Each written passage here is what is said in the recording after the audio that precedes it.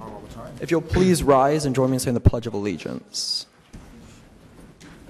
I pledge allegiance to the flag of the United States of America and to the republic for which it stands, one nation, under God, indivisible, with liberty and justice for all. Now I'll pass it off to Kiana Nolan, who's the chair of the Government and Legislative Affairs Committee.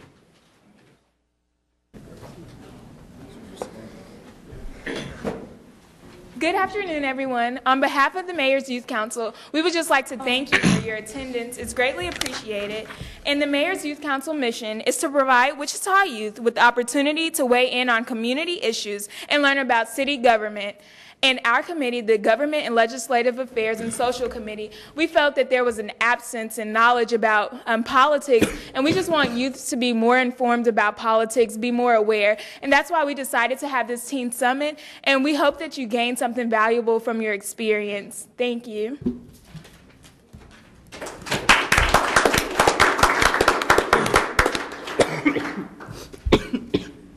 And I would also like to introduce Ms. Senator.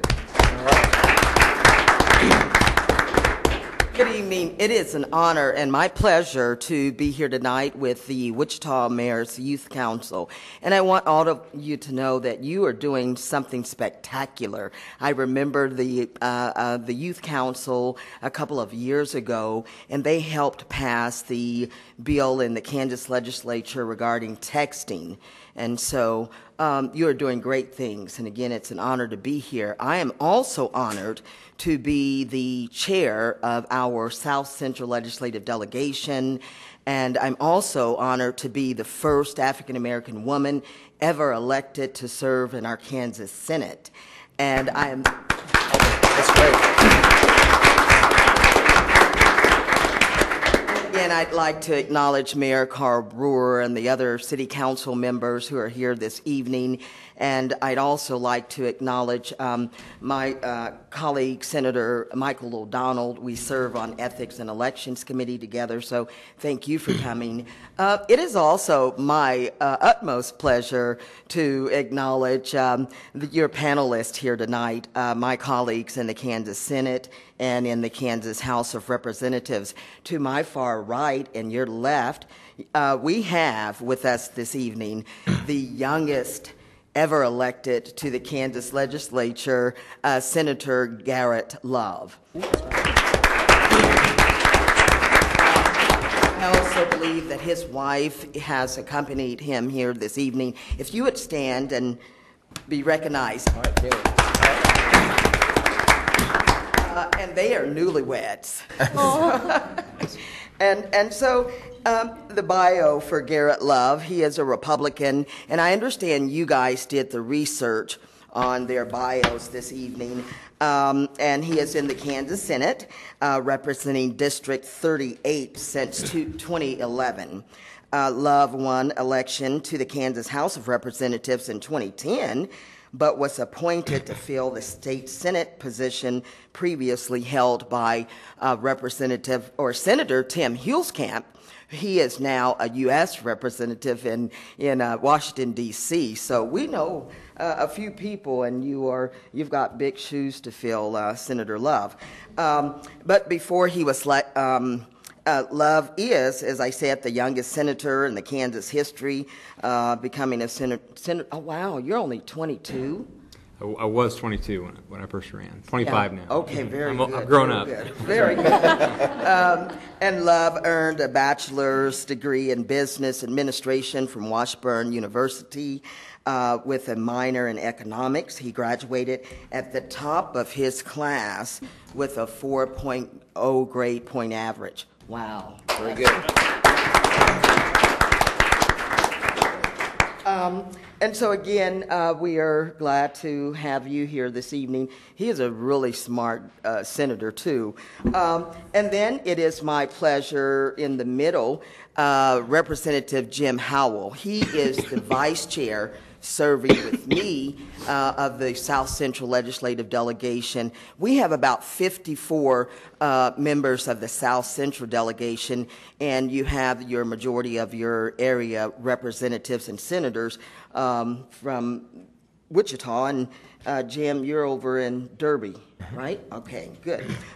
Representative Jim Howell is a Republican member of the Kansas House of Representatives. He was elected to his second two-year term last November. Howell currently works at Boeing on various projects. He served 5 years in the U.S. Armed Air Forces, where he worked as an avionics, and you got to tell me more about that, and flight controls on F-111 bombers. Wow, that's exciting. He also served in Saudi Arabia during the Desert Shields. Wow, I'm learning a lot of new stuff about you guys. Howell earned a Bachelor of Science in Industrial Technology from Southern Illinois University and a second Bachelor of Science degree in Organizational Management and Leadership from Friends University. And I just think you're wonderful. You're a good guy working with all the elected officials. And Representative Jim Howell's wife is in the audience, too. If you would stand.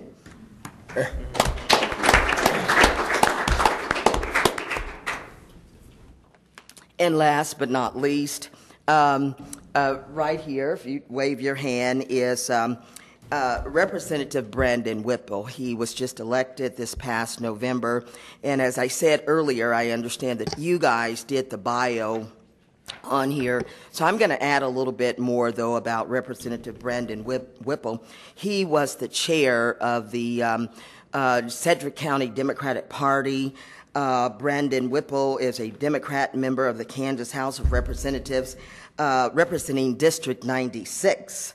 And I want to say something about this part here where it says he ran unsuccessfully a couple of times, but he has demonstrated what persistent does. It pays off.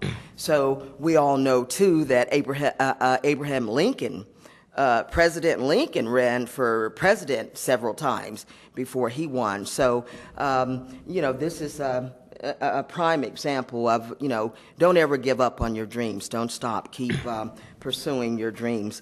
I also want to say that he is a graduate from Wichita State University, received a bachelor's degree in psychology with a minor in sociology, as well as a master's of arts in liberal science. He was a teacher. He also, are you still pursuing your doctorate? Yes. Of arts in leadership studies at Franklin Pierce University. He also, Brendan, I'm going to kind of skip down here. It's a lot you've done. And what I thought was really exciting is that he specializes in teaching at the college level, political consulting, organizational development, action, and quality research methods. And if I've left out other stuff when you introduce yourself and the other representative and senator, please do so. Again, it is my honor to be here with you tonight, and I'm going to sit for a little bit, but then I'm going to go home and see my daughter before she heads off to work this evening. So, Dale Goder, thank you for inviting me, and I think the young man there said you will begin, and my colleagues have asked, just don't ask them the hard questions. Try not to. Thank They're you all again. hard.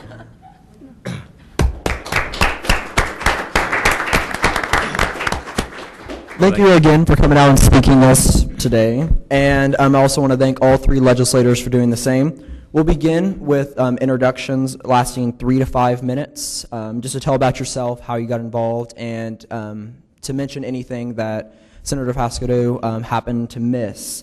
So following introductions, we'll have pre-written questions that we'll limit to 3 minutes, and then at the end, we'll have a 10-minute open discussion for anybody in the audience. So I guess we will begin with Senator Love.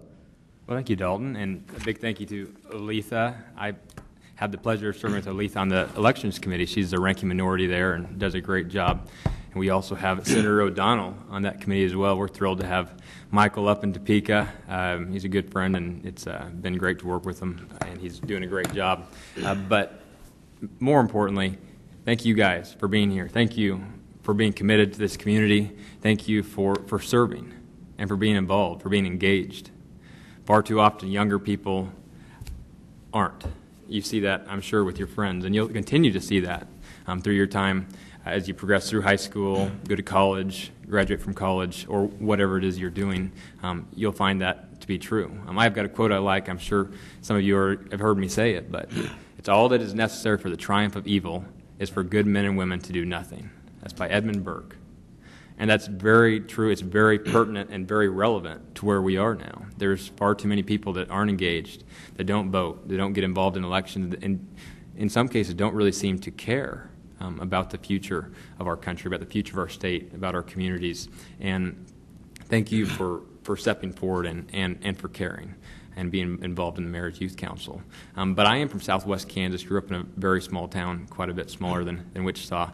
Wichita was our main, kind of the hub we'd go to for shopping and seeing people and doing events at. We're 2.5 hours down the road. Montezuma is the town. There's a good chance you haven't heard of it. We've got less than 1,000 people there. But it's a great community. Grew up on the farm out there. Ended up going to school at Washburn, where I was able to start a business. I sold textbooks to college students. That's a problem. Anyone here taking college classes right now? A few? You buy your own textbooks, your parents buy your textbooks? Parents, yeah. Well, you'll find out the problem soon enough. They're expensive. So I saw a problem, I wanted to fix it. And that's kind of been the steps I've taken throughout my time there. What ended up happening, I saw other problems at the university. I ran for student body president. I wanted to make the university a better place when I left than when I started. And the biggest jump then came my last year there when I started to see many problems in our government. Saw many problems with the way it was operating, with some decisions that were being made. So I decided to intern at the Capitol in Topeka, which I'd encourage all of you to do if you have the chance when going to college. And I found out we had a lot more problems in our state as well. And in seeing those problems, I wanted to go out and I wanted to fix those problems. So I ran for the legislature, and I ran against a guy who had been in there for 24 years. So the newspapers like to talk about how I ran against someone who'd been serving longer than I've been alive. And I was 22 at the time. But anyways, we ended up being successful and have moved on to the much more important part of governing. But with that, I'll look forward to getting to hear your guys' questions and discussion on these issues that we have, and I will pass it on to Representative Howe. Thank you, Senator Love, and I am also very grateful to be here tonight, and thank you for thinking of me. Of all people you could have picked, I feel very honored that I got to be the one to sit here with you folks tonight. So thank you again for letting me come, and I really appreciate the opportunity. Thank you, Senator, for a great introduction. My background is I grew up in the Wichita area most of my life. I've kind of lived a lot of different places. My parents were together. They moved, I think, 22 times in 20 years or something. Lots of places I went to, lots of different schools.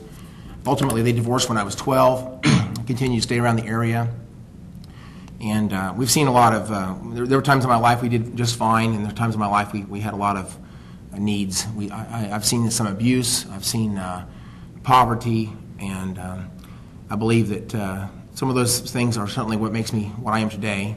I believe that our society is struggling with lots of issues, and I would like to do what I can to create strong families and a strong society. I think those are things that really drive me, make me want to get involved. And I struggled with school a little bit. I did graduate from Southeast High School. Eventually, I joined the military as a way just to get out, and that was one of the best decisions I've ever made. And I got some training and learned some skills and got started in my college career, my college experience. And finally, I did graduate. Well, actually, I came back here first. I finally did graduate.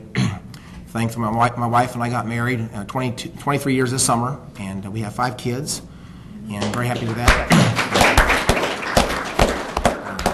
That is one of the things I think that we see a lot of broken families and create more broken families. And what are we going to do in our society to change that? I think that how many kids are growing up without their parents, and it's something we need to be looking at. So anyway, I am motivated to make a difference. One day I was watching TV, and J.C. Watts was being honored as a congressman from our country, a black congressman. I'm not sure what state he's from, but nevertheless, I was inspired to think about that. And one of the things he said was similar to what Senator Love just said, is the reason our country is going where it's going is because people aren't getting involved. And I thought about that, and I thought, I can do this. I can do this. In fact, I would just tell you, anybody in this room can do this. This is a citizen legislature. It is truly certainly an honor to be there. I love being involved in understanding policy pieces, deeper level, and being able to make good decisions for my district. And I'm very principled. I like to describe my principles to my district, and I think that they must resonate with them. They elected me with solid numbers. But anyway, I really do enjoy it. But this is a citizen legislature, and so you have to have a real job. You have to find a way to pay for things that you enjoy at home. We don't get paid very much, and you get a lot of criticism. And I get criticism from people who they just don't quite understand the decisions that we're trying to make. Well, I had a phone call just today. I spent about 10 to 15 minutes on the phone. Someone was quite upset about some votes I made this week. And I talked about Constitution, and that's what drives me. I think the Constitution is incredibly important. It's critical to our future. He told me on the phone today, he says, I don't see the point. He said, it's an outdated document. He said, it's old. It doesn't really apply to today. My heart breaks. That cannot be the opinion of our people today. It is important that we know our principles. We know what makes our country good and different than the rest of the world. It's absolutely what drives me to do what I do. And I would encourage you guys to get involved every way you can. I'll let go to the next one. Thank you very much.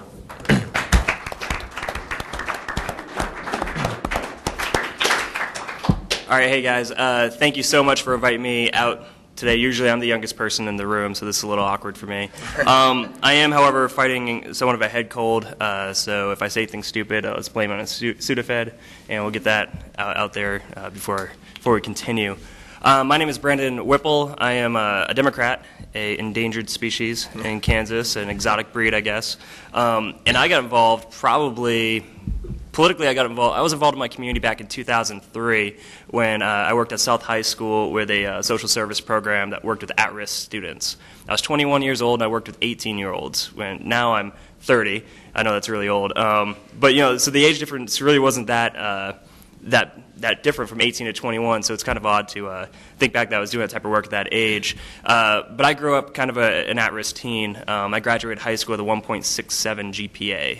So it was pretty bad, and high school wasn't really that great, so I saw college as a second chance. Now I'm a doctoral student, so I was able to overcome that. And I want to make sure that other people can overcome that because I think education is the only investment which is guaranteed to provide you to provide you growth, to provide you opportunity. So I spent most of my professional life working either in a classroom or working in social services, mostly in the south side of Wichita. What got me into politics was I worked at one social, I won't name it, one organization in which we had probably a kid who was 5 or 6 years old, and he was abused. Very obvious he was abused, and when I got there, they were going through the policy to, where you call SRS, you call all these other organizations to try to get the child help, and eventually he fell through the cracks. We had to kick him out of the program. And so that led me to think that maybe social services isn't my calling because it really tugs on you as far as your emotions, and maybe there's problems with policy. And so I thought, well, I'm going to get into public policy instead of being on the front lines working in social work. And that, of course, led me into politics. When I first got into politics, it was 2006. Anyone here going to Wichita State? I mean, come on, really? Oh, it's terrible. It was 2006, and like I said, I'm actually from New England, so all Democrats there. And in 2006, the Democrats did really well at statewide, and also Wichita State basketball did really well. So I thought, well, I've made a good decision overall because I'm going to follow Wichita State basketball and I'm going to become a Democrat. Of course, you guys know since then they've just all both kind of gone downhill. So it's been really rough. If you go into Wichita State, please prepare yourself for disappointments where we missed that one game that would have got us into the dance. Anyways, I ran the first time around. I was 27 years old, and I remember we did and everyone on my team, all of my friends, helped me out, and we were political nobodies. But we knew we could work hard, and we knew it cost nothing to knock doors. I remember we did a press release because I went and got signatures to get on a ballot, and we did a press release, and it was kind of a soft jab, but we said something on the press release about how I'd rather get on a ballot through the support of my community than just paying $50. And so we thought it was really good to get in the paper and get what we call earned media in politics. And then someone wrote in the blogs, and never read the blogs in the Wichita Eagle, by the way, never read the comments, said, Whipple is, I'm going to paraphrase it, Whipple is a young, naive, green behind the ears, or wet behind the ears kid who is just interested in, I think Snotnose was in there somewhere, who's just interested in playing West Wing. And I still haven't, I don't watch West Wing, by the way. But so my friends had to let me know what that meant. So we knew two things. We took that as a stab at our generation.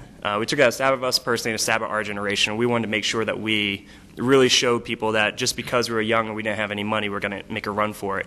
And although I did lose that race, I was the only challenger to an incumbent in Wichita to get the endorsement of the Wichita Eagle. We fundraised over $34,000 and we knocked 10,000 doors. I came closer than anyone else in 2010 in Sedgwick County to unseat a sitting Republican. And because of that, I was able to continue my service in the Sedgwick County Democratic Party. This time around, I would have been very happy to be a spectator. We were cutting the maps. I think you guys know that they were doing redistricting. I was just going to be a spectator, working at Sedgwick County Democrats and support my friends, and then the maps came out and all of our candidates were cut out, and they kept all the areas that I won the first time and gave me some new area. So, of course, I had to ask my wife. Thank God she said yes. I said, hey, these two areas here, they might lean Republican. And she said, okay, that's good. Those would be the areas I'll walk. My wife, like I think probably everybody up here might agree, is better liked than I am. So her knocking doors, I used to get phone calls from people saying, hey, I met you last week, and I wasn't sure if I was going to vote for you, but I met your wife this week, and now I'm going to vote for you. So with that, we won by a pretty good margin, and now I'm in Topeka. And really, I got to tell you guys, it all started because we were so young, and we didn't believe the idea that we have to wait in line. We didn't believe the idea that stuff is just going to come to us if we just don't go out and get it. I know a lot of you are interested in politics. You're going to hear, hey, you should wait your turn, or you got to pay your dues. And you do. You need to make the connections. You need to learn what the process is. But just remember, you're never too young to make a difference. And those people who are saying that, they might be threatened by you. And really just overlook that and figure out where your place is and make sure that you are there so that you can make a difference. Thank you.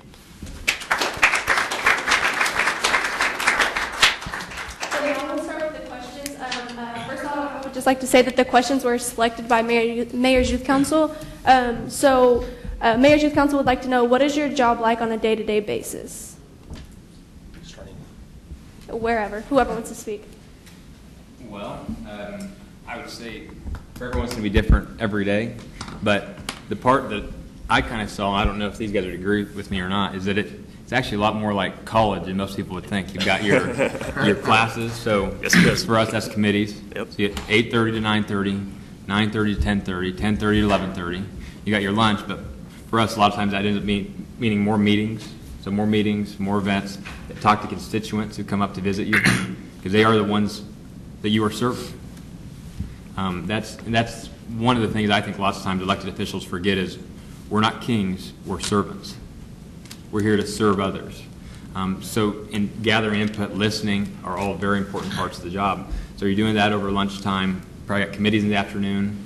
And the Senate session is in at 2:30, so you're going to be on the floor right now anywhere from, you might just go an hour to a few hours into the evening, and then you're probably having more events with constituents where you're communicating, where you're taking in input, you're getting their views, their ideas, and their thoughts on the issues of the day. But the House is a little bit different. Well, I would just say that for me, for me personally, I'm one of the first ones there usually. I usually get there before 7, sometimes 6:30 in the morning, and I have a very full day. My calendar is completely full. I don't have too much time for myself. Even between committees, I'm usually trying to make phone calls or having short meetings with people. And so I tend to have lots of details and lots of things on my mind. And the day goes long. Sometimes I forget to eat, which is a good thing. And anyway, I just want to say it's extremely busy. You have to change your mind into a totally different direction because almost every hour it's some other significant issue that does require full attention. And so you've got to be able to change your thoughts and give it some significant consideration.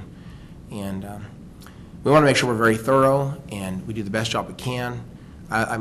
For me personally, constituent services is one of the things I want to make my most important thing. But writing letters and writing emails, making phone calls, unfortunately, it's just hard to squeeze those things in. So it's a struggle. Sometimes I leave there very late at night. And I think this last week I left there sometimes after 9 or 9:30 at night, several days. And so it's just been a very, very long week, and I'll continue some of this on the weekend. And so anyway, I just want to say it's extremely busy. I enjoyed the topics. I'm not sure what else to say there. I've been there this is my third week, and it's been pretty wild. It is reminiscent of college. Maybe it's because where I live looks more like a dorm than a hotel. I saved some money doing that, though. Excuse me. Sorry. Day to day it's interesting, and I'm going to try to take from a different perspective than what my colleague said. It's not just by showing up to meetings is it interesting, or having to work long hours, but I'm constantly responding to emails on my iPhone, and my wife gets very upset if I tell her I'm doing it while I'm driving, which I don't.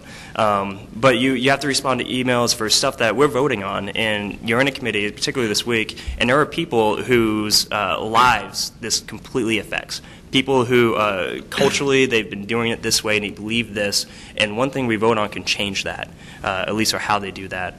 So it's very, I don't want to say stressful because someone has to do it, and being stressed is not about us, it's not about me, it's about them. So you want to take it on because you're not doing it for yourself, you're doing it for your community. Also, the other weird thing is when you're running for office, it's really odd to have to check your mailbox to see if someone's sending something nasty about you. It's very odd when you have to get a Google alert because your name's on the internet somewhere, and now you have to go look and see did someone say something terrible about you and your family. This week, I got a text message saying, "Hey, I just heard you on NPR," and I remember thinking, that can't be good. What happened? And so it was just something I said on the floor, which actually I don't think was bad, but that's you're in a whole other level of the public eye, where if you mess up, if you say something wrong on Twitter or on Facebook, it's going to come back to you. And particularly if you guys are interested in getting politics, be very careful what you do out there. Particularly in today's climate, it seems like there's almost no filter. And I'm not saying this about any party or any group or anything, but it seems like there's almost no filter. People are very good at researching something that you might have said and taking it out of context. So be very careful how you work social media. But I think that's one of the odder things is that you'll see yourself on TV once in a while when you just want to go to bed. Okay. The next question is also submitted by the Mayor's Youth Council. In light of the recent discussions our nation is facing in the gun control debate, what is your stance on the issue of gun control? Representative Howell, you can begin. All right. Well, I would just say that we have a legislature here in Kansas, which is not like you'll see on the east or west coast. I think that the debate we're having right now in the nation, we have I think a very divided ideology across the country. I think that Kansas really relates to opinions you might find in Missouri and Oklahoma and Texas and the Dakotas and things like that. And I think that people along the east and west coast have a much different opinion generally. So that's the first thing I would say. The second thing is I would just say that I believe this is a state's issue. The debate really probably belongs in the state. Unfortunately, I've heard very little discussion about that. It seems like the debate has almost overnight cropped up in the national scene, and they apparently intend to make some significant changes, and I think that many of the states are posturing themselves, as I'm sure Kansas will, to combat anything we might feel would be an infringement on our constitutional rights here in Kansas. And so there are a number of bills moving through the House right now. One of them we introduced yesterday. We had about 51 or 52 co-sponsors in the House. It was drafted by Representative John Rubin, who's a judge as well. He's a lawyer. And this bill is titled the Second Amendment Protection Act. It's got several moving pieces in it, and all of those pieces are really identified as issues that we see moving on the national level that we feel might infringe on our own rights here in Kansas. And so that's why that bill is important, and I think it's going to have a lot of popularity. And again, with 51 co-sponsors, I think that's just an indication that this bill is very likely to move on out of the House. And I have no doubt that the Senate, which seems to be a little bit more conservative than the House right now, would probably very well see that bill go forward. There's several other gun bills right now. I have a bill we're going to have a hearing on next Thursday, for example. It has to do with whether you can be charged with a crime if you use a gun in an act of self-defense. Can you be charged with actually discharging that gun as a crime in and of itself, the act of discharging a gun when you use it in the act of self-defense? Currently, many cities in our state right now would have that on their books as being against the law. Obviously intended, I believe, for things such as New Year's Eve celebrations, things like that. Well, if you use a gun in its intended purpose for self-protection, you shouldn't be charged with a crime simply because you used the gun for self-protection. So anyway, there's a lot of interesting ideas and topics out there, and there's just a number of gun bills. I think our state right now is very interested in seeing our gun bills, our gun laws, at least revisited, and make sure that we do everything we can to ensure our constitutional rights in regarding to bearing arms. All right. Representative Whipple. All right. Well, actually, I agree with Hal pretty thoroughly with this issue. It is a state issue, in my opinion, because each state has different populations. Obviously, if you're in New York, maybe some areas in New York, policy would suit them better than it would in Montana. I actually signed on with as a sponsor for Hal's bill, and even though I'm a Democrat, I had the highest score for the NRA in the last election. So I consider myself pro-Second Amendment. I do think that the focus should be more on mental health at this point and keeping guns out of the hands of those who might be mentally ill. But when I used to campaign, they used to say, well, you control your gun, I'll control mine. But now I know that it's a much more complex issue, and so I probably shouldn't say that anymore. But other than that, I grew up in New Hampshire. It's a live free or die state. That's our motto. So we grew up around guns, and guns are a tool. And if they're used right, then you use them as a tool, and people don't get hurt. Senator Love, do you have anything to add?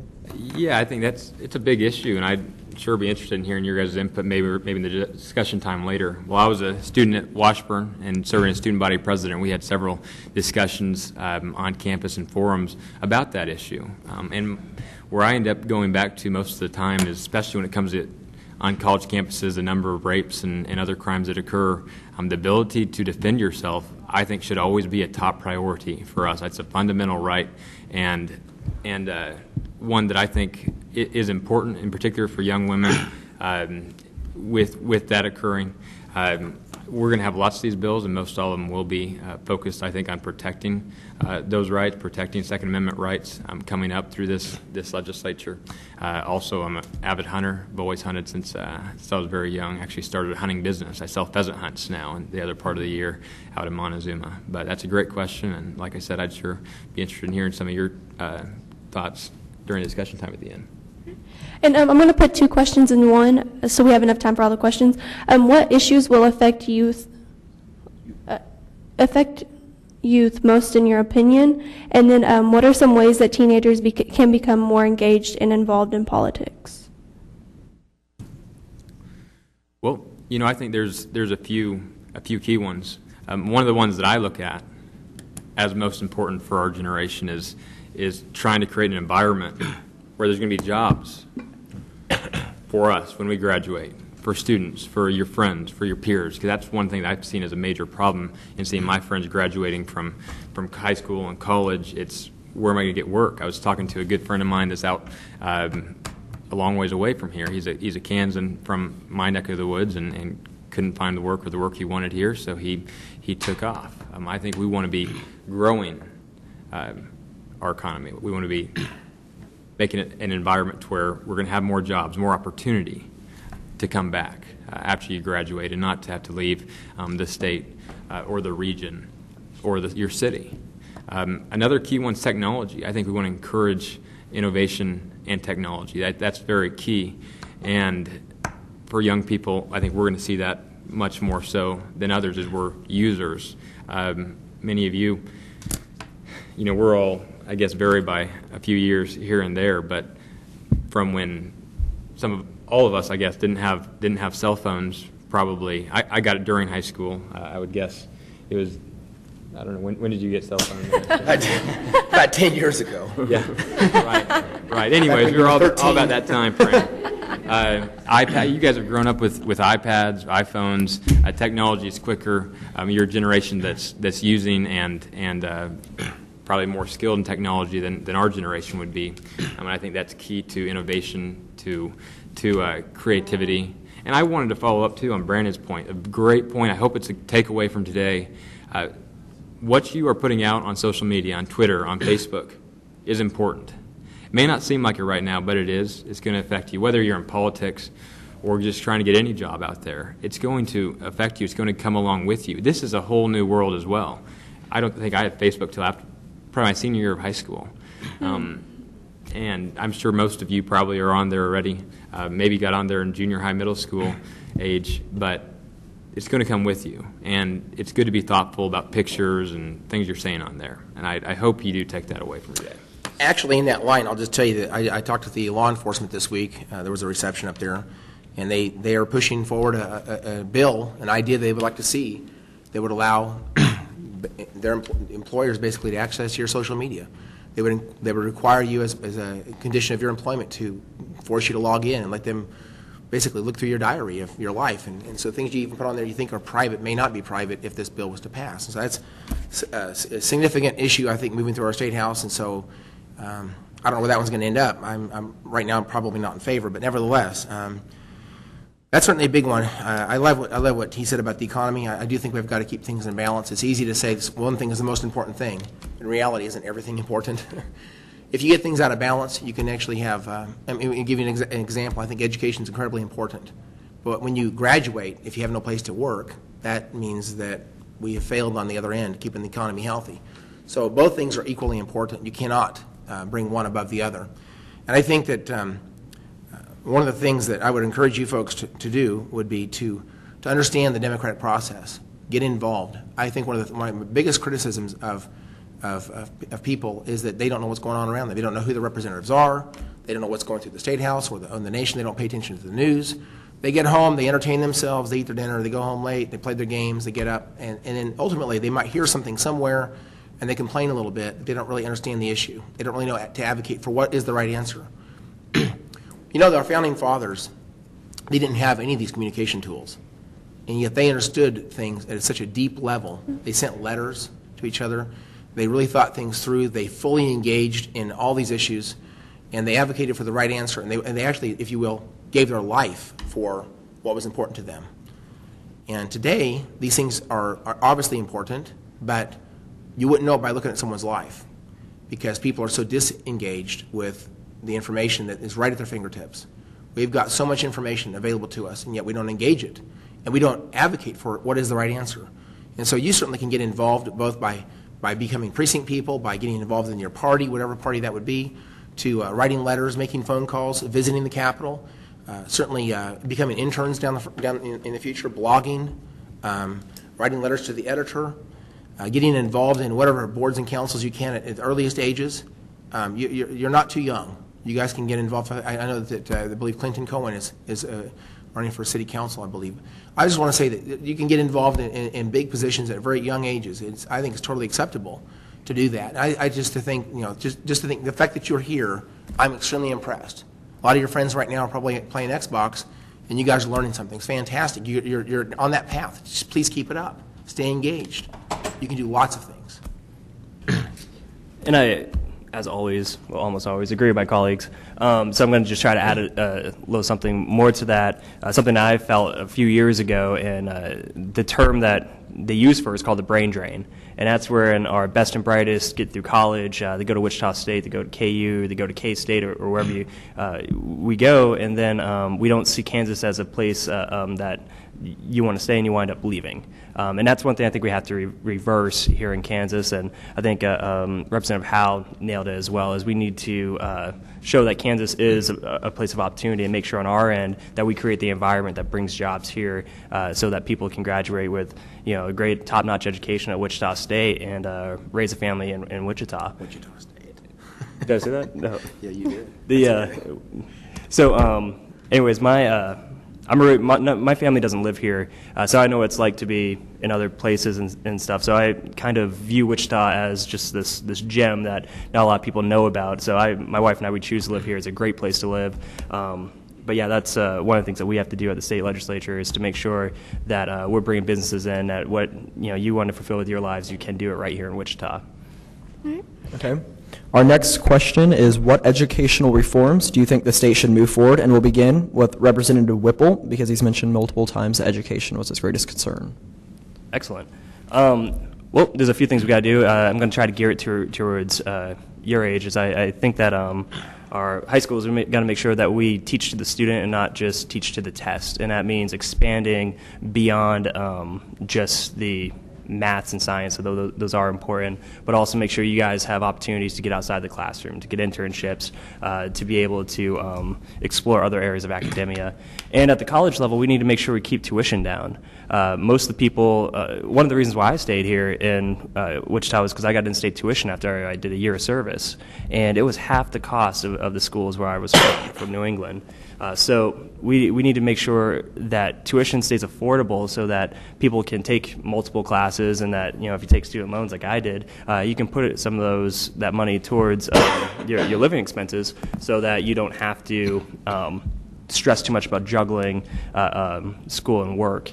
I think that's one of the most important things, is making sure that we have competitive programs here in Kansas, and that we have as much opportunities at the university level as possible for everyone here. You'll notice that the state schools are actually split up so that they have their specialties. So I hope that if you want to be a lawyer, you're looking at Washburn or KU. If you want to be in business, I hope you're checking out Wichita State. It's a top-notch business school. You want to go to veterinarian school, I hope you're looking at K-State. We have a lot of great opportunities here in Kansas alone, not to knock in the other ones I didn't mention. But yeah, I think that would be the most for you guys, for this age group. We got to make sure tuition stays down and our academic programs stay high with quality. Representative Howell? I'm coughing, but I'll try to answer the question. A couple of things. I think we need competition back in the schools. Schools need to incorporate competition so that you have a choice where your best opportunities are as parents. I'll let you answer the question while I clear my voice. Okay. Thank you. Something I'm very passionate about is looking and visiting, at the courses we're offering, at the classes that we're offering and putting out there to students. Financial literacy, intro to business courses. What I feel needs to be a curriculum and part of the curriculum for every student, because everyone is going to need to know how to handle finances. Many of you will probably have student loans in college to pay for school. How to handle debt or the lack of debt, credit cards, those issues.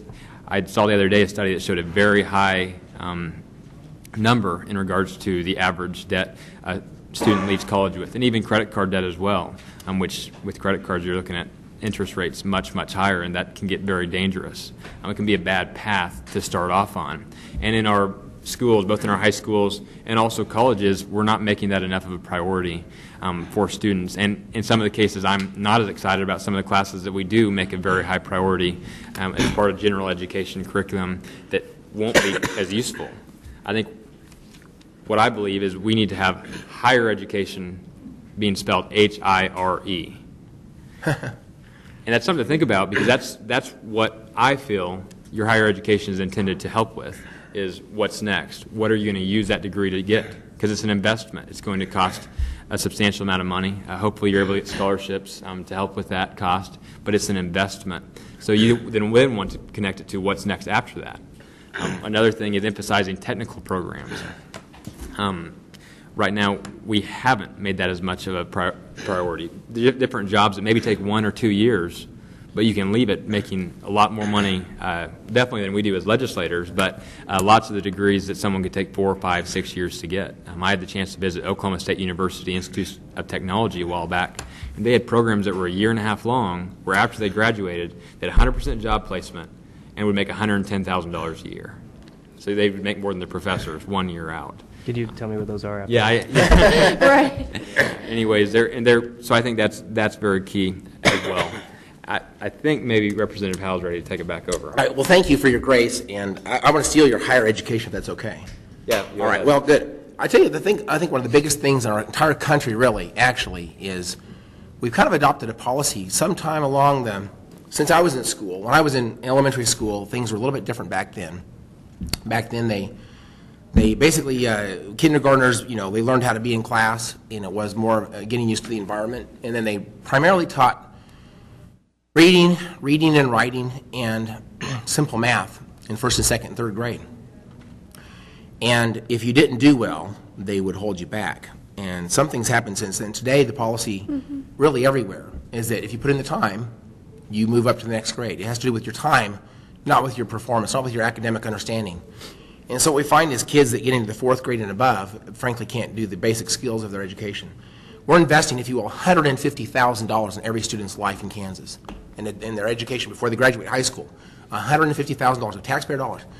If they can't read by the time they get to the 4th grade, much of that education is wasted. And that is a tragedy.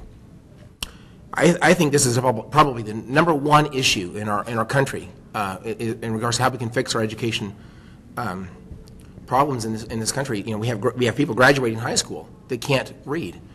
And the reason that happens is because of this policy. I put in your time, and you simply graduate to the next grade. There is I would tell you that high school diplomas virtually don't mean anything today. As an employer, when someone says I have a high school diploma, it doesn't mean that they know anything, because it, frankly, is not a requirement to read or understand basic skills. We don't have a skills test to graduate. And so one of the things the governor's identified is basically creating a little bit of a gate at 3rd grade. The state test in 3rd grade is saying if you don't read proficiency level, which is actually kind of a low standard, then you shouldn't graduate to the 4th grade. We're going to hold you back as long as necessary to solve that problem. Give that child as much attention as needed until you get that basic skill. And once they have that basic skill, I would advocate actually reintegrate them back in the class they came from. I don't really want to see them graduate late, but I do want to get that problem fixed. And that's a key, because if a kid ends up in the 4th, 5th, 6th grades, grades down the road, they'll do their very best to teach that child how to read, but they're not really given to that skill. And unfortunately, those kids will end up not getting that skill. They may become depressed. They might feel stupid. They might act out in other forms of discipline and problems in the classroom. Ultimately, they might drop out of school. And what kind of life does someone have that ends up down that path? Ultimately, they might end up in our corrections facilities because they turn to crime down the road. They might turn to drugs or bullying, and there's all kinds of things that might happen. This is actually a very key fundamental problem in our country. And I think in Kansas, the governor's identified this as something he wants to tackle, and I appreciate his vision for our state. This is a key problem that we can fix. And 3rd grade reading, making sure that kids can read before they advance on to the 4th grade, and we end up wasting our investment on that child's education. That needs to be a major policy thing we need to reform. So thank you for the question. All right, and the last 2 questions we'll limit to 2 minutes each. How do you envision Kansas in the next 3 to 5 years? Senator Love. Thanks, Dalton. The next 3 to 5 years, what I want to see is a reversal from the last decade, where we looked at a time period where we lost tens of thousands of private sector jobs across the state, and that's very substantial. We lost over $1 billion in income and wealth, while only gaining a much smaller amount than that. That needs to turn around. We want to be bringing people to Kansas, attracting folks to Kansas, bringing businesses to Kansas, and creating opportunity for our generation, for future generations, for my kids, for my grandkids. Don't have any yet, but when we do, we want those opportunities. Right, Kaylee? I think that's going to be key. That's what I'd like to see us move towards, is in bringing in jobs. I want to see Kansas become the best state in the country to raise a family, the best state in the country to run a business. We're not there, and I'd like to see us move in that direction. Thank you. Hal, for giving me, I thought it was going to be Hal's turn, but all right. No, I agree with my colleague. Really, in the next 3 to 5 years, we need to focus on our economy. We've had what's called the lost decade, and that was with the recession, where if you have money inside the markets, then you probably didn't make a lot in the last decade.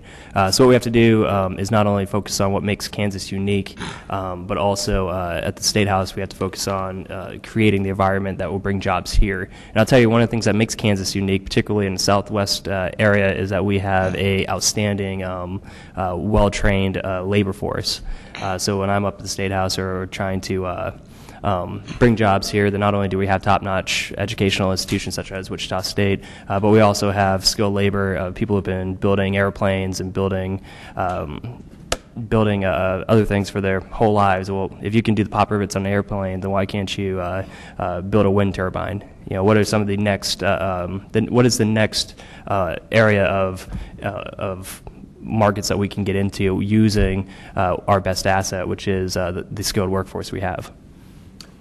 I am so proud of Kansas for our heritage and our history. I don't know if you're aware, but Kansas has really led the nation on some very significant issues, and I think that we're still leading. And the federal government, I wish that the federal government would actually take some lessons from our state, because we're doing some things here in Kansas that they are historic yet again.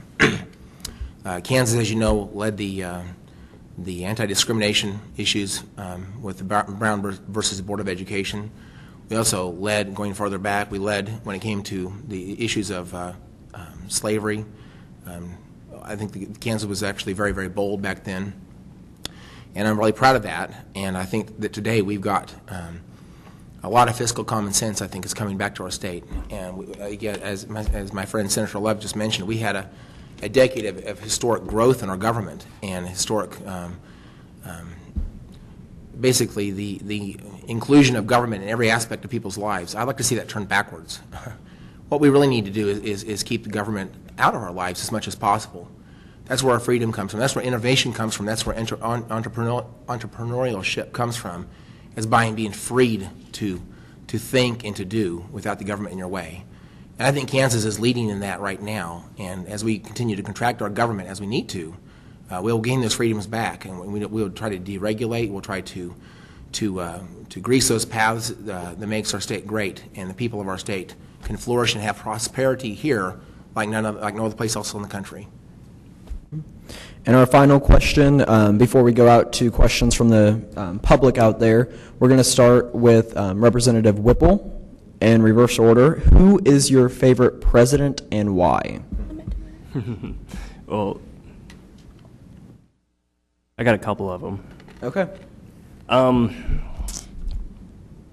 of my favorite presidents, of course, is Abraham Lincoln, just because I really think he kind of gave his life to doing what he believed was right. He put his integrity over what was popular, but also he was able to work with people who he didn't believe in, and that's something, or whose beliefs were different than his, and that's something we're sorely missing in politics nowadays. Before, we used to go out and we politic for 6 months, and that's where we knock doors and we say bad things about each other. And then we would get to the State House and we do the people's work, and we all work together. Just like when you're at a job, you work with people even if you don't agree with everything. Now with the social media, if you say or do something wrong, then you're politicking throughout the session, pretty much, because it's just all live. So we don't see the type of compromise, we don't see the type of teamwork that I admire about Abraham Lincoln, and especially nowadays when we look back to the Depression he fought, through all of his own personal trials and tribulations. I would say that he's definitely one of my favorite presidents. I will say I did meet Bill Clinton when I was in high school. He came to my high school because I was in New Hampshire, and it was for all the events preparation kids could go meet him, and I, of course, wasn't one of them. So I skipped class, and I hid in the gym and waited for the school to fill up. And then when he came out, I went out there and sat next to all the smart kids.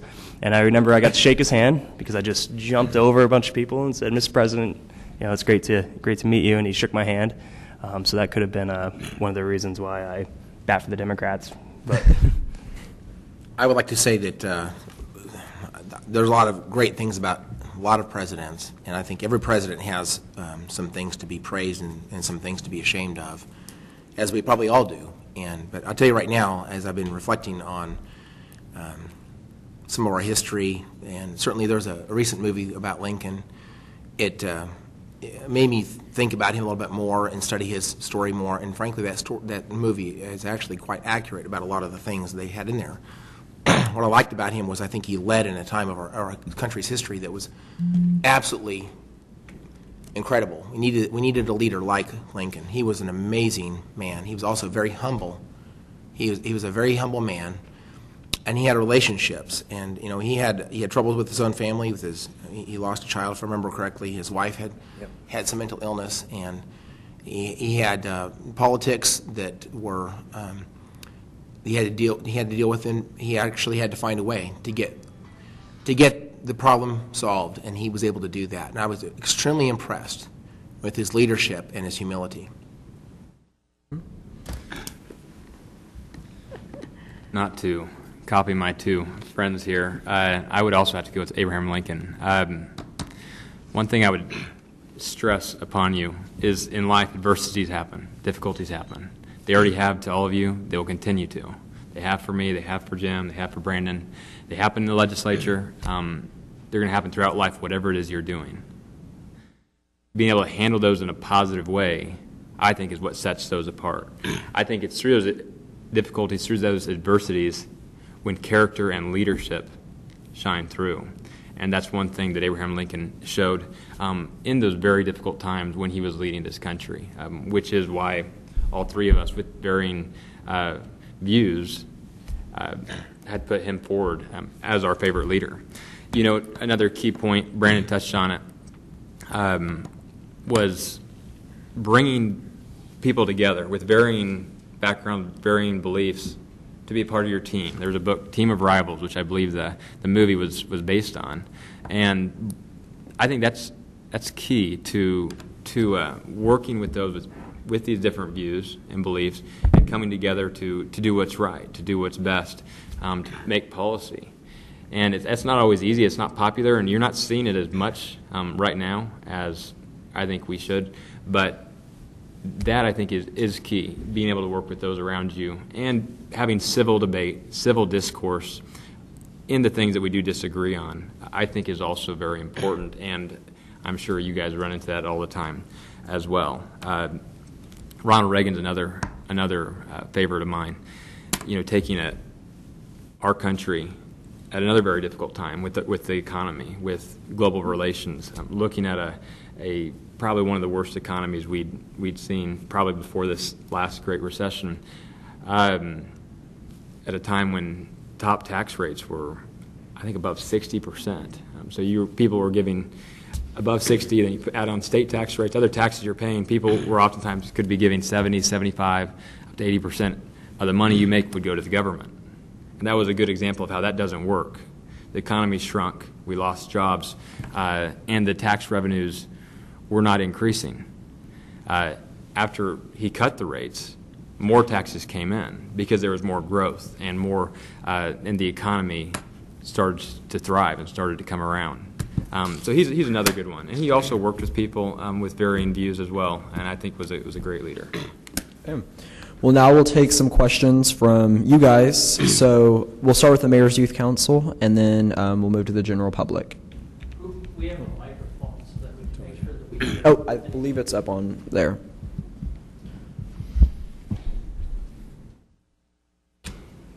All right, who has the first question? All right, Jordan. Hi, I'm Jordan. I'm a graduating senior, as a lot of us are. Do you guys think that there is a problem with colleges focusing on making money for their institutions rather than actually trying to help students, whether it be need-based aid or, paying for college or helping them get through college? I know I have a friend who's went to college and dropped out his second semester, and now all of his student loans are suspended because he's behind pace of completion. But he can't get back up to pace of completion without, there's no plan for him with the university to get him back on track without him paying for it out of his own pocket. So do you guys think that there's a problem? And if so, do you think that there's a solution that could be proposed? Who wants to take this? Any one of you? I can jump on this. I work in higher education. It depends. You have two types of schools. You do have the for-profit model, which offer different products. Usually they'll offer the same major, but they offer more flexible schedules. You see a lot of continuing adults go to a school that is considered for-profit. Those schools are usually a little more expensive, and they do have shareholders in which they do make a profit. And if you go into free market economics, then you could say, hey, well, they have a great product as well. Then you have the nonprofit model, which is like our state schools and our regent schools and such. And really, most of those you have to keep the try to keep the tuition down as much as you can, because the purpose of those schools is to educate our population at the state level. And really, I think that there are Now, they made a lot of changes in financial aid in the last few years, because what they were trying to do is make sure that people weren't just signing up for one class, taking out a bunch of loans, and then dropping a class and using those loans on iPods. But in doing that, you wind up in a situation like your friend, where he or she is behind as far as measure of progress. Like, might have enough credits, might have the GPA, but measure of progress is behind because probably withdrew from some classes or so on. I have a friend who's gone through the same thing.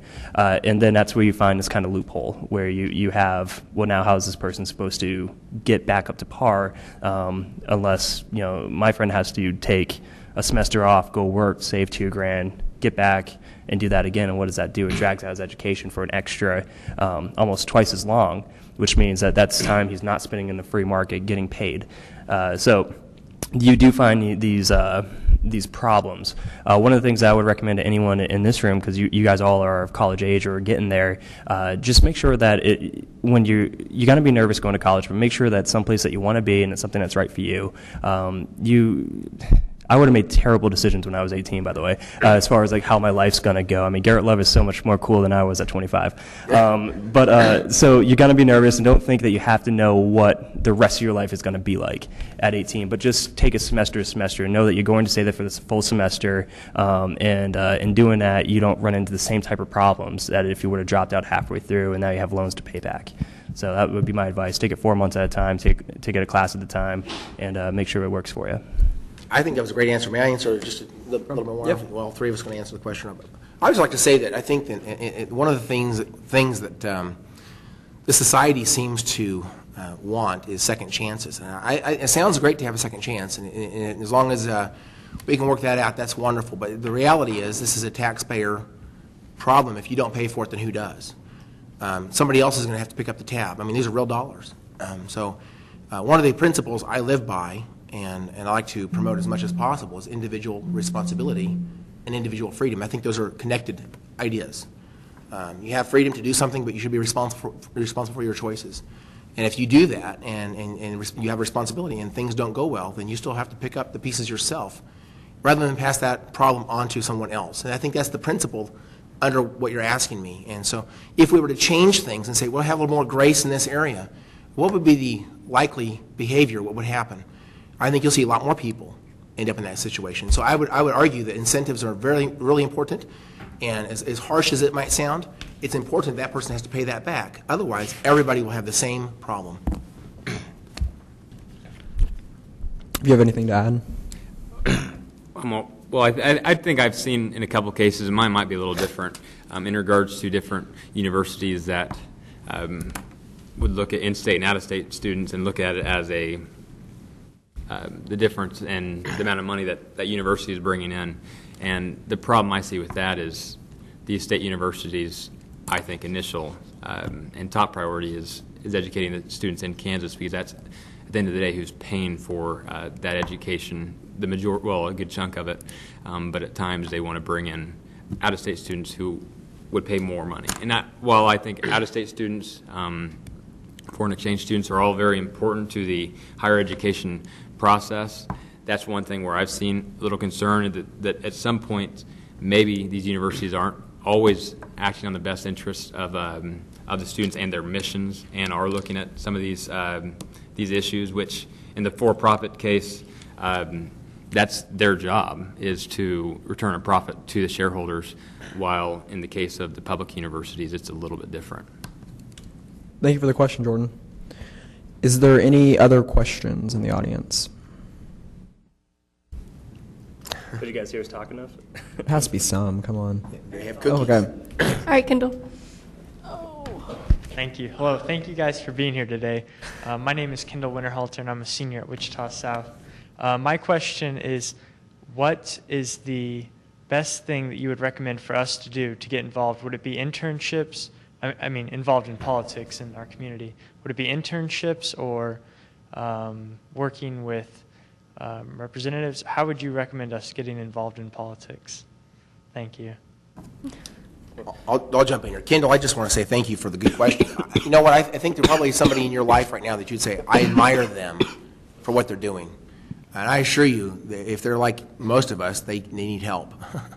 You can help them on their next campaign. You can help them understand the issues. You can help them write letters. You can help them in many, many ways. And I just think that if you would to involve yourself in whatever is important in that person's life, you can be a great asset to that person. And it would totally enable you to get that education experience you need to actually get involved yourself on a much deeper level. Are you in my district? I am. Let me apologize for the damaged mailbox. I'm sure we left after all the mail we sent you and the door knocks and all the craziness. But yeah, okay, South High is in my district. That's why I asked. So really, number one thing, show up to things. This sounds basic. Showing up is half the battle. You have a lot of people who just won't show up to meetings. If you show up to some of the county meetings, and I don't know, both Republicans, Democrats, even Libertarians, they all have their own meetings. You start showing up to these meetings, they're going to notice you because you're young, and they'll probably gravitate towards you and try to get you to fix their cell phones or something too. Yeah, so showing up is probably the biggest thing I'd say to do. And also, don't be afraid to work. I mean, you got to start at the bottom. We all did. I mean, but don't do stuff you're uncomfortable with. Don't tell someone that you're going to build a website if you're really not going to build a website. So that would be my best advice, is just show up. And you only have to put 110% into a project. You just have to do 10% more than anyone else does in that project. So 110% isn't unachievable. It's just 10% more than the other person's doing. So if you are in an environment in which you look for a competitive internship, give it that 10% more than what everyone else is doing. Stay later, work harder, and in doing that, that's 110%. I'd agree with my colleagues. I think that it's a lot easier to be involved and to be connected with different legislators and elected officials than most people think. If you're up for helping or wanting to even meet or talk about different things, most of the time that can happen, especially the helping part with campaigns and other issues and connecting with constituents. And while Representative Whipple brought up, don't be afraid to do the hard work or the dirty work, we all still do that. We still knock on doors. Yeah. We still send letters. We do mailings. You write notes. You do all the email inbox cleanup stuff that right now is going on, several hundred a day. Lots of the hard work or dirty work we all still do. So I say it's not too good for anyone. So being involved, taking part in that, asking how you can help, and showing up, I think are all key parts to it. Interning, this year, you have the chance to page or maybe to ask to shadow a legislator while you're in college. Interning for a spring, I think, is a very valuable experience. I did that, I guess, 3 years ago, and had the chance to learn a lot during that process. And I think that's key, and would encourage others to do the same. Thank you. Are there any? Sorry, the sun out there, but are there any other questions in the audience? No. Okay. Well, if there's any closing comments you guys want to make before we enjoy refreshments. Well, thank you again for inviting us. Glad to be here. I wanted to leave you with just a couple thoughts. One of them is, through those hard times we were talking about earlier, there's lots of things you're never going to be able to control. But there's always two things you can control. That's your attitude and your effort.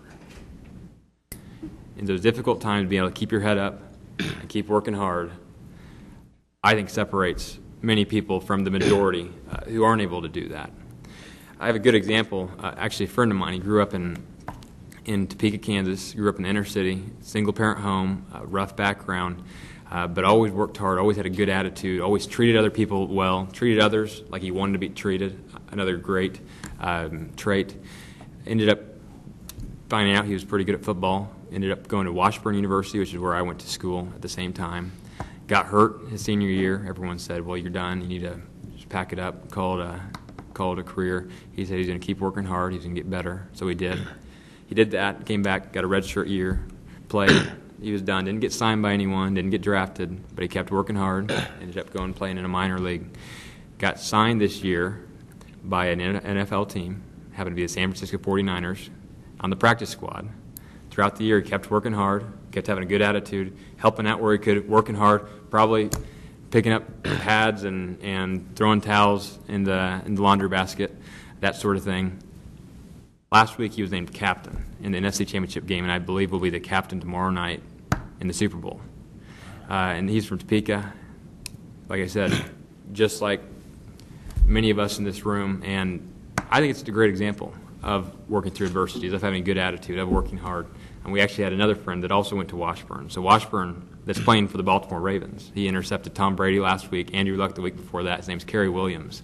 So you have to watch for those guys. Kerry's like 29, and then Mike Wilhoit is 57 for the 49ers. So watch those guys. Just a little shout out to Washburn. But anyways, it's great to be here, and we'll look forward to this is thank you so much. And I just want to say again, thank you for letting us come out tonight.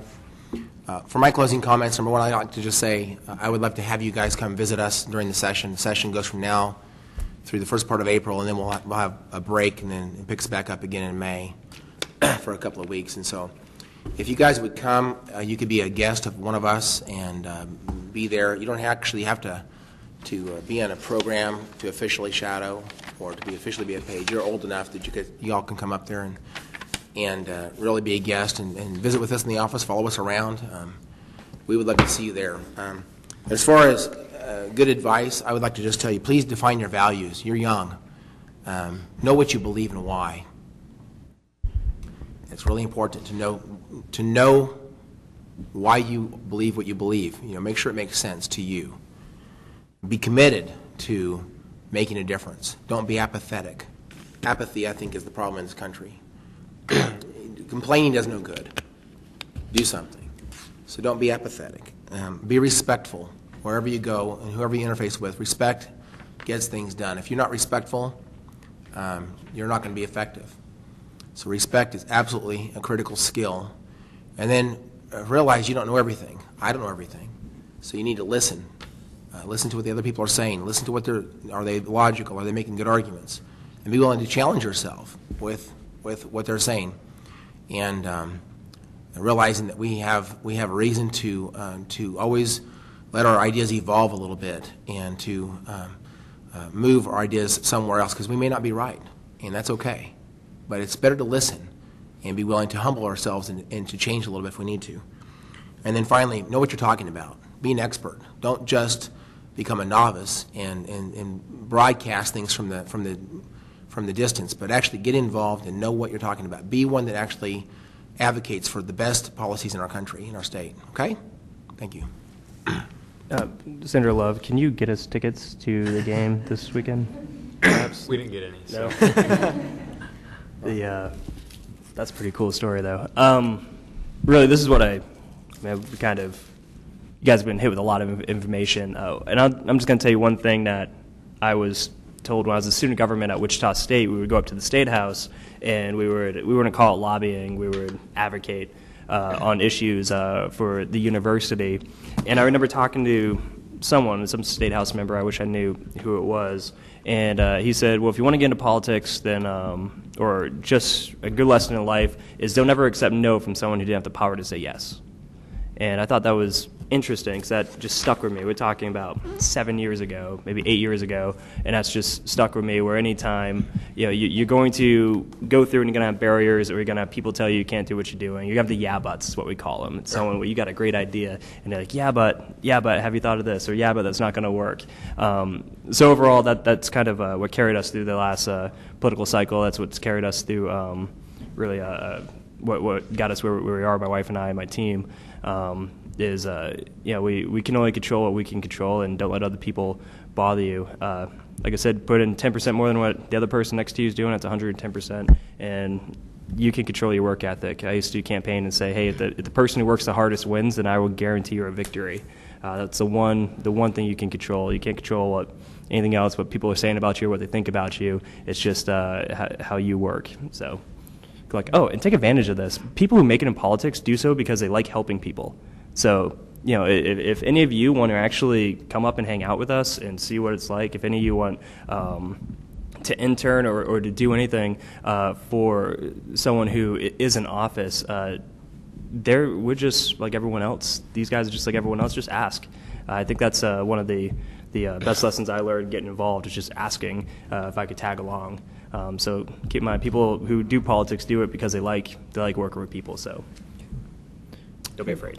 Thank you again to all of our legislators. Let's give them a round of applause.